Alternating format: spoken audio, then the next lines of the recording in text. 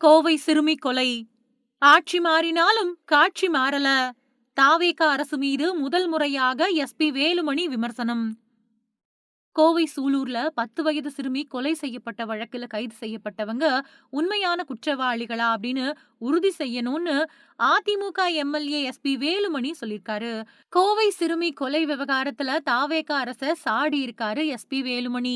கோவை சூலூர் அடுத்து ஒரு கிராமத்தை சேர்ந்த 10 வயது சிறுமி தன்னோட பெற்றோர் கூட வசிச்சுட்டு வந்தாங்க. அந்த சிறுமி நேற்று முன்தினம் மாலையில கடைக்கு போயிருக்காங்க. அதுக்கு பின்னாடி அவங்க வீடு திரும்பவே இல்ல. இதனால சிறுமிய பெற்றோர் அப்புறம் உறவினர்கள் அக்கம் பக்கத்துல தேடியும் கிடைக்கவே இல்ல. மோட்டார் சைக்கிள்ல 2 பேர் சிறுமிய கடத்திட்டு போனதா சொல்லப்படுது. இத பத்தி சிறுமியோட பெற்றோர் சூலூர் போலீஸ்ல புகார் கொடுத்திருக்காங்க. அதன் பேர்ல போலீசார் வழக்கு பதிவு செஞ்சு விசாரணை நடத்தினாங்க. அது மட்டும் இல்லாம அங்க இருக்கக்கூடிய கண்காணிப்பு கேமராக்கள்ல பதிவான காட்சிகள ஆய்வு செஞ்சாங்க. இதுக்கிடையில சூலூர் பக்கத்துல கண்ணாம்பாளையம் குளத்தோட கரையோரம் முட்புதர்ல அந்த சிறுமியோட உடல் மீட்கப்பட்டுச்சு. தகவல் தெரிஞ்ச மேற்கு மண்டல ஐஜி ரம்யா பாரதி, கோவை மாவட்ட போலீஸ் எஸ்பி பவுன்குமார் ரெட்டி அப்புறம் போலீஸ் உயர் அதிகாரிகள் சம்பவ இடத்துக்கு விரைஞ்சு போய் விசாரணை நடத்தினாங்க. தொடர்ந்து போலீசார் நடத்தின விசாரணையில சிறுமியை 2 பேர் கடத்திட்டு போய் கொலை பண்ணி உடம்ப முட்புதர்ல வீசிட்டு போனதும் தெரிய வந்தது. அந்த சிறுமியோட உடற்கூறாய்வு இன்னைக்கு இஎஸ்ஐ மருத்துவமனையில நடந்துச்சு. இதுக்கிடையில இந்த சம்பவத்துல கண்காணிப்பு கேமரா பதிவுகளின்படி கார்த்தி அப்படிங்கிறவரு கைது செய்யப்பட்ட நிலையில அவரோட நண்பர் மோகன்ராஜும் கைது செய்யப்பட்டாரு. தப்பிக்க முயற்சி பண்ண கார்த்தி கால்ல எலும்பு முறிவு ஏற்பட்டு மருத்துவமனையில சிகிச்சை பெற்று வராரு. கோவை சிறுமி படுகொலை செய்யப்பட்ட சம்பவத்துக்கு அதிமுக முன்னாள் அமைச்சர் எஸ்பி வேலுமணி கடும் கண்டனம் தெரிவிச்சிருக்காரு.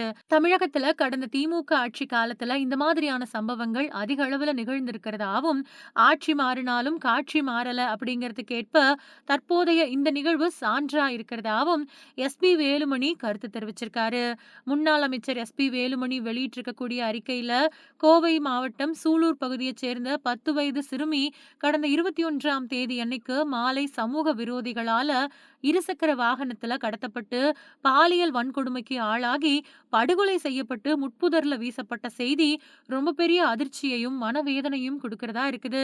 தமிழகத்துல கடந்த திமுக ஆட்சி காலத்துல இந்த மாதிரியான சம்பவங்கள் அதிக அளவுல நடந்தது. பொதுமக்களோட மிகுந்த வெறுப்புக்கும் உள்ளாச்சு. சமூக குற்றங்கள் நிகழ போதைப் பொருட்கள் கலாச்சாரம் அதிகரிச்சது. இது ரொம்பவே முக்கியமான காரணமாவும் இருந்துச்சு. இதனால கடந்த ஆட்சியாளர்கள் மேல பொதுமக்கள் மிகப்பெரிய வெறுப்புல இருந்தாங்க அப்படிங்கிறது எல்லாருக்குமே தெரிஞ்ச ஒண்ணுதான். ஆட்சி மாறினாலும் காட்சி மாறல அப்படிங்கிறதுக்கு ஏற்ப தற்போதைய இந்த நிகழ்வு சான்றா இருக்கு. இந்த நிகழ்ச்சியில காவல்துறையால கைது செய்யப்பட்டவங்க உண்மை குற்றவாளிகளா அப்படிங்கிறத உறுதிப்படுத்திக்கணும். அது மட்டும் இல்லாம இந்த மாதிரியான சமூக குற்றவாளிகள காவல்துறை உடனுக்குடன் கண்டுபிடிச்சு அதிகபட்ச கடும் தண்டனை பெற்றுத் தரணும். பெண்கள், பெண் குழந்தைகள் பாதுகாப்பை உறுதிப்படுத்தி பொதுமக்களுக்கு ஏற்பட்டிருக்கக்கூடிய அச்சத்தை போக்க அரசு உரிய நடவடிக்கை மேற்கொள்ளணும்.